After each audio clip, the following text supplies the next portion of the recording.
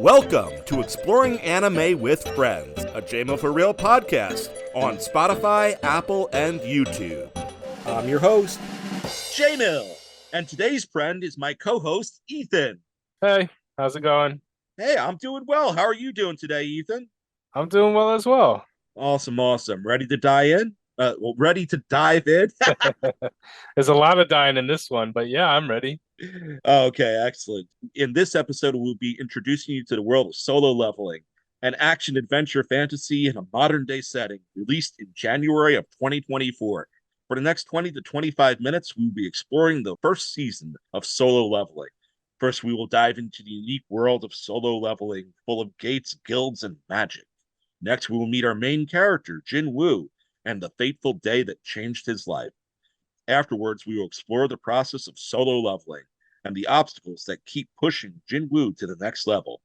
Finally, we will meet some of our important supporting cast and learn more about the world's guilds. And remember, if you like what you hear today, follow us on social media, linked in the show notes. Like, comment, and subscribe.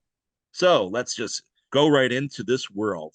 One thing I want to note before we get too started, this isn't a Japanese anime. This is a South Korean anime. So it actually takes place in Korea as opposed to Japan, also takes place all around the world. So there is some naming differences. Stylistically, it's a little bit different. You can feel the slight cultural difference between this and watching another Japanese anime. I don't think I'm off when I say that. You can kind of feel the difference, right? Yeah, you definitely can. I figured I'd point that out at the beginning because most of what we're going to be doing is going to be Japanese. This one is a South Korean one. So you want to tell us a little bit about this? Is this dystopian? Is this civilization? Like, what would you call it? To talk to us about the world a little, Ethan. So this world it's not a good spot, although they think they are. This world is very much is riddled with portals that open up into these dungeons. Portals periodically open up. They vary in kind of the difficulty. So all across the world, there's various organizations called guild that manage these, expeditions into the dungeons. They each have their own little heroes, and They're called hunters in this one, not to be confused with hunters from Hunter x Hunter. yeah, and they have, they'll have their own organization with like recruiting, and many hunters reach like a celebrity status if they're the higher level ones. And they also just kind of have like the mundane people who go in and they're the ones that kind of clean up afterwards, because in these dungeons is loot. And that's a huge profitable business, which, we'll get into with our main character. But yeah. Yeah, so you go in, you get rewarded, you get to loot the place, you get to save the crystals that you get by taking down the monsters. There's magical stones throughout that you get to keep. And obviously, it goes back to the guild, and then you receive payment for it. And the government is sending payments into it too to make sure that the civilians are safe. So you go on explorations for the guild, and then the guild pays you, and you get to keep some of the magical artifacts to help create new magical weapons for yourself so you can battle bigger, harder stuff. The major hunter guilds on this planet include the Hunters, Fame, White Tiger, Fiend, and Knights. So those are the big five that you want to get into if you really want to make the most amount of money and be part of the best of the best. One of the things that I thought was very interesting in this world, and the thing that makes the main character even more interesting, is once you gain your powers, you're done. It's sometimes there's a rare second reawakening, but once you gain your powers, you are that power level forever. So if you're an E rank, you're an E rank. If you're a D, D. It goes up to S rank hunter. So if you're an E rank hunter, you're forever an E rank hunter. Normally, unless your name is Jinwoo. Talk to us about Jinwoo, the weakest hunter. Yeah, so Jin Woo is a rank E, explorer or hunter. He is really so he's tagging along with some friends who I believe are D rank. And yeah, I mean he's just One of them E rank, everybody's actually. yeah, and he's just everybody's burden. I mean, they all have to take care of him. They all have to make sure that he's safe. He feels pathetic too, like he's self-aware of it. He wishes he could do more. He's trying to provide for his family. and he's just, I mean, His sister's in college, and his mom has a very rare sickness that keeps her comatose. yeah, and being the E rank, I mean, he doesn't get much, of a split from the spoils because he also can't contribute much. So yeah, just a very like below average, starting journey for him. Well, it's not even below average. He's basically just above normal human. Really, Yeah, when you think about it, he is barely above normal human until the one fateful day, Dun dun dun. Cartanon Temple, the double dungeon. Want to talk to us a little about the double dungeon? yeah. So starts off as kind of a typical dungeon. Jinwoo goes into it Oh, with, and every dungeon has a boss at the end. That has to be made clear. So, yeah, that's how the dungeons are cleared. And so he goes in, he joins a group.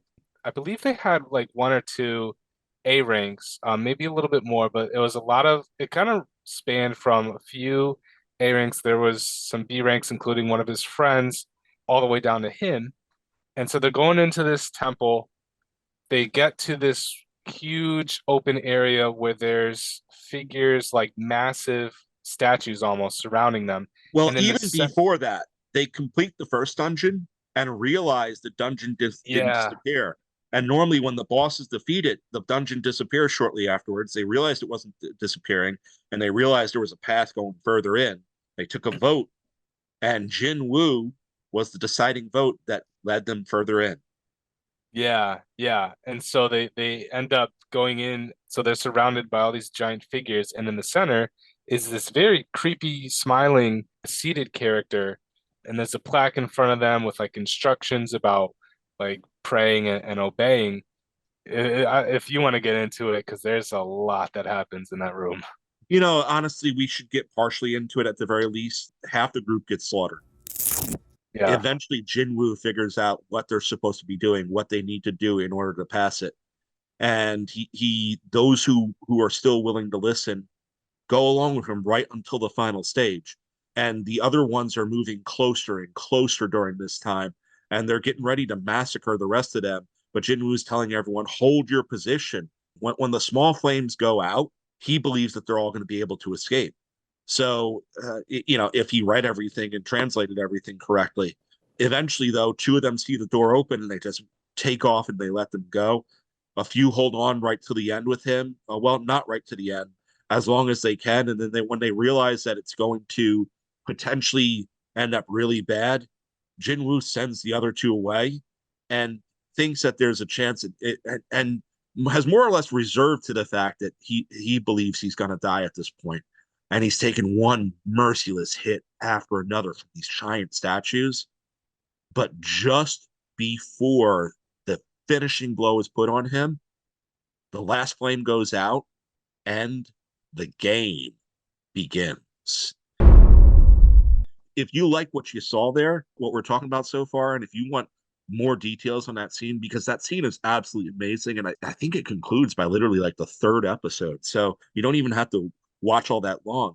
And I'm sure by that point in time you'll be hooked. But if you're getting hooked already, we recommend that you watch this for yourself on Crunchyroll, home to over 1,000 anime series and simulcast, both subbed and dubbed. The website is listed with our social media in the show notes. And remember, like, subscribe, and follow. So talk to us about the game, Ethan. yeah. So the game is very much as if you were literally watching someone play a video game. So Jinwoo, Explain the um, thing with the screens, because I don't think that they quite yeah. got. So he can see screens that give him video game info. The first thing he'll see is giving him a quest and kind of a daily log of how to build his strength. This includes going for a run, doing push-ups, doing like little like exercises like Exercise. that. They're doing Yeah. exercise. And he gets an XP reward after he completes it. And this is And if every he day. doesn't complete it that day, he's sent to the punishment realm. Yes. Yes. And that's, yeah, that's its own little secret if he fails that. So he does this and so he starts following along. He realizes that he is getting stronger, exponentially so. And in a He's able to, world where you don't get stronger. yeah, And becomes the so, only person who can actually get stronger. yeah, and he tries hiding it at first, and he gets ridiculously in shape and becomes insanely handsome too. Oh, Um, everyone's fawning over him. They all want some yeah, Jinwoo. and he can also access like an inventory, and towards the end of what we're talking about, he ends up unlocking a class, and that comes with its own perks and benefits and new kind of like level system. Yeah. Yeah, but even well before that, he unlocks a few other classes along the way. One of the things that you didn't mention though is that he occasionally, as rewards, gets keys for special dungeons. Oh And in these yeah. special dungeons, he can train more, and there's cool things in there. It alludes to that he might be able to heal his mother completely by completing this dungeon, which would be absolutely awesome. So in addition to doing the dungeons in the real world, he also has these special like alternate dimension fantasy dungeons that he can go into to further strengthen his level, increase his inventory, his weapons, so on and so forth. Yeah, before we go too much to the final one, I just need to bring up that stupid like that stupid group of evil hunters that he went in with. There was Oh, like I'm not even sure what the value in bringing this up is, other than the fact that the leader of that group, it's did you actually see the name spelled out on paper? Because they do their best to try to pronounce it a different way, but the name of the hunter who leads a group that was trying to try to kill Jin Woo and his friend being Yu Jin Ho. A little more about him in a moment. His name is Huang Dongsup. Yeah, no, this like, and it's funny too because this isn't really a fan service anime. You don't really go into any of the love stories. Everyone's kind of is very much appropriately dressed for the most part. It's stupid little boy humor like that. It gets snuck in at a few different times. So I'm bringing that up just because I'm not even sure. Like, anything you want to say about that, or are we better off just leaving that alone and talking about how he rises to his final skill of the season? yeah, not much to say about that other than it opens nice, additional story elements with the guy's brother. And that's all I'll say about it. But yeah. Yeah, and it also is the first time Jinwoo actually kills another person. Yeah. So, in the final dungeon of the first season, Spoiler alert. the rules are simple. It's a special dungeon where he earned the key. He keeps on battling. He can leave at any given point in time, up to a certain point, but he can't heal himself while he's in there. Eventually, he's doing full battle against the boss at the end to realize that it's not the boss and that a room full of golems come afterwards. Jinwoo is about to be defeated, and then suddenly the day ticks over, and they realize we brought this up earlier. We kind of snuck it in to set it up now. He didn't do his exercises for that day, so he gets sucked into the penalty realm, Yeah. and he's able to heal himself, build up his forces and everything in the penalty realm while surviving the penalty because he's already freakishly strong at this point. And then he's able to go back to the dungeon, complete the dungeon, and unlocks the skill of Necromancer by defeating Bloodred Commander Ignis and his army. And he resurrects the army. He resurrects Bloodred the Commander, and now he has them, or necromances, and now he has them under his control. Anything you want to say about that whole thing? Yeah. It's cool because he incorporates like kind of like video game exploits in a way where afterwards, once he realizes that completing that daily chore and like turning it in heals him, he starts using that and keeping it like to the side as a free heal. And then yeah, once he is able to start on this like kind of necromancer class like progression and stuff, I mean the story just really amps up after that. Yeah, the one thing that I would say is you probably got a better experience of that fight than I did. Reading the manhwa, because this is South Korean, that's format as Manhwa, that's what it is. It's not anime or manga. It's manhwa, right? yeah, and so reading that, the fight, if you were to read that, the fights are probably not as spectacular just because there's not as much dedicated to them because this is larger panels than you would see in a manga. It was a Um, fun fight to watch. I definitely recommend watching it too. Yeah, so that's what I was planning on doing it is kind of as the series goes along, rewatching the fights for that. I mean, just the skills that he uses in them, it's very fun. It's very interesting as he gets these characters like Idris under his control. You know, they are able to use their abilities and he understands how to use them and stuff. So it's cool. He's a very like smart tactician type, and yeah, it's very fun watching that and this kind of video game aspect. So we're gonna before we wrap this up, we're going to conclude with some of the other what's going on elsewhere in the world. And we mentioned the name Yu Jin Ho earlier. He's a rich boy who is only a D rank, but he has this really expensive armor that puts him up probably much close and weapons that put him up much closer to B rank, maybe even a low A rank. I'm really not sure. They don't go too much into it in the anime portion. He wants to form a guild of his own, the construction guild, through his father. His father is one of the top construction workers in the land and wants to go into the guild sector.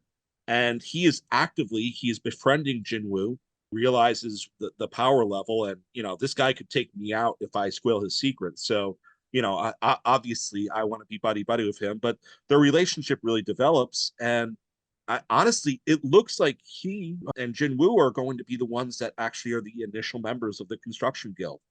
Anything you want to comment about Jinho? Yeah, he's a very fun support character. He's very young. He's got a lot of boyish personality. Very naive. Yeah, but he's fully trusting in Jinwoo. He's one of the first to fully understand like just how capable he is, and he fully appreciates that. He gives Jinwoo that kind of respect, and Jinwoo in turn, like Jinwoo, reciprocates that respect, and definitely, they have a good partnership in the series, especially as they start to grow their guild. And meanwhile, the White Tiger Guild is trying to recruit Jinwoo to become part of them because they've kind of figured out how strong he is. The Scavenger Guild from a different country, Wang Dong-su, as opposed to Wang Dong-suk, he is hunting down both Jinwoo and Jinho because he believes that they killed his brother. So all that's going on. And meanwhile, the Hunters Association is dealing with something on Jeju Island, and Yeah. a lot of different things going on. So I definitely recommend that not only pay attention to the parts that Jinwoo's in, but what all of the guilds are doing, because there's a lot of interesting subplots that are going on all over the place. Anything you want to add on any of them? Yeah, no, there is. There's a lot of interactions between these guilds. They do a good job kind of exploring that almost corporate level interaction. And then Without even making it down, seem forced too. yeah, yeah. And that Jeju Island thing that becomes, there was an incident prior, and so this is kind of just bubbling under the surface as the story progresses. Yeah, it's nice. There's like, you get the story with them building their own guild. You get this Jeju Island thing that's kind of looming in the background. The subplot with the other guilds trying to recruit him, some other guild, that brother is coming after him. Yeah, it's a nice, very like multifaceted story. What's your overall opinion of it? I liked it a lot. I think, like I said earlier, the only drawback I had, and I finished the series, the only thing that I didn't like was the how the fights were portrayed in the webcomic on the manhwa. So I would definitely They're say that portrayed that very well in the anime, for the record. yeah, and as you read them, you definitely can see how that would be like a really cool anime fight. It's just it was a bit hard for me there. But yeah, overall I really liked it. I really liked the interplay between how Jinwoo was using those kind of video game aspects. I liked a lot of the different like character designs and what they could do. And yeah, it was a very fun series to read. It was, for me, it was a very quick watch. It was a very fast watch. It was very easy to want to watch the next episode as you were currently watching one, which is really good. The only thing I really don't like is when I'm looking online and seeing Vines battles, and it's like, oh, Jinwoo is potentially limitless, so therefore he could beat this person, this person, this person. It's like, well, I mean, he's not limitless yet, so why don't we cool off a little on how powerful he is until we see how powerful it becomes. Like I don't know. Like yeah, he looks like someone who's going to get out of hand much later in the series, and potentially in a bad way, in my opinion. But at the same time, I'm excited to learn more and watch more as he progresses his journey. And I hope that you guys are too. So once again, today we explored the world of Solo Leveling with its monsters gates and guild system. We got to meet Jin Woo and learn about his fateful encounter at the Kartanon Temple.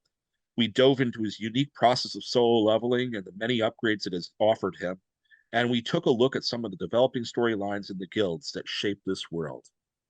Yeah, I hope you had as much fun exploring the first season of Solo Leveling as we did, and consider watching the anime. It was fun talking to you, Ethan. It was fun being a part of this together, and I look forward to having you on more episodes. Yeah, I look forward to it. Thanks for having me. So if you like what you heard today, make sure to listen to us on Apple and Spotify. All of our podcasts are there. All of the J-Mail for Real podcasts are on there. Check us out on social media and interact with us there. It is linked in the show notes. Until next time, this has been Exploring Anime with Friends, a J-Mail for Real podcast. Let's explore together.